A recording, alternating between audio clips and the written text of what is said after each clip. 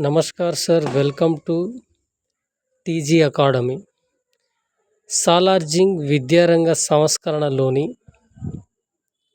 సంస్థలను ఎలా స్థాపించారు, ఎవరి కోసం ఏ సంస్థలను స్థాపించారు, అదేవిధంగా నిజాం రాజ్యంలో విద్యారంగం ఏ విధంగా ముందుకు సాగిందనే వాటి గురించి మాట్లాడుకుందాం. నిజాం రాజ్యం విద్యారంగంలో బాగా వెనుకబడి ఉండేది. సాలార్జింగ్ విద్యారంగంలో అనేక సంస్కరణలను ప్రవేశపెట్టాడు. ఈయన 1855లో మొట్టమొదటిసారిగా దారుల్ ఉలూమ్ అనేటువంటి ఉన్నత పాఠశాలను స్థాపించారు. తర్వాత 1870లో సిటీ హై స్కూల్ను మరియు ఇంజనీరింగ్ కళాశాలను రెండింటిని 1870లో స్థాపించిండు. ఆ తర్వాత 1872లో 2 సంవత్సరాల తర్వాత చాదర్ఘట్ హై స్కూల్ను ఏర్పాటు చేశాడు. నెక్స్ట్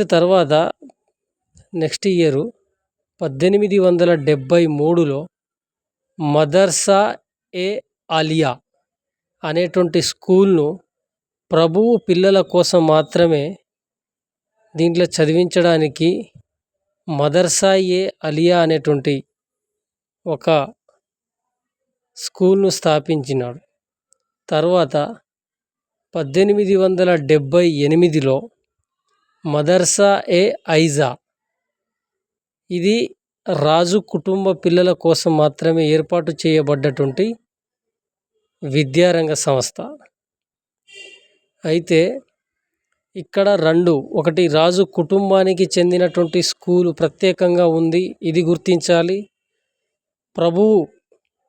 ప్రభువుల పిల్లల కోసం ప్రత్యేకమైన స్కూళ్ళను ఏర్పాటు చేయడం అనేది రెండోది గమనించాలి. అదేవిధంగా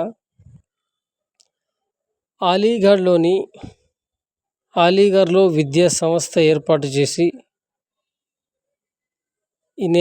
అలీగఢ్లో విద్యా సంస్థ ఏర్పాటు కోసం సర్ సయ్యద్ అహ్మద్కు సాలార్జింగ్ అనేటువంటి దివాన్ ఆర్థిక సహాయం చేశాడు. ఇది ఒకటి ఇంపార్టెంట్. ఆ తర్వాత సాలార్జింగ్ తర్వాత చాదర్ఘట్ హై స్కూల్ని ఇంటర్మీడియట్ తరగతులను మద్రాస్ ఏ ఆలియాలో విలీనం చేసి దాన్ని క్రీస్తు శకం 1887లో నిజాం కళాశాలగా ఏర్పాటు చేశారు.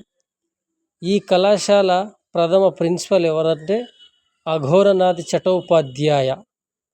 ఇది విద్యారంగ సంస్కరణలు. ఈ వీడియో మీకు నచ్చినట్లయితే సబ్స్క్రైబ్ చేయండి, లైక్ చేయండి, ఛానల్ని ఫాలో అవ్వండి. Thank you. దీంట్లో నేను సాలార్జింగ్ ప్రవేశపెట్టిన సంస్కరణల్లో ఇంపార్టెంట్ ఏదైతే విద్యారంగానికి బిట్టు మాత్రమే అడిగేటువంటి అవకాశం ఉన్నటువంటి అంశాలని చర్చించాము.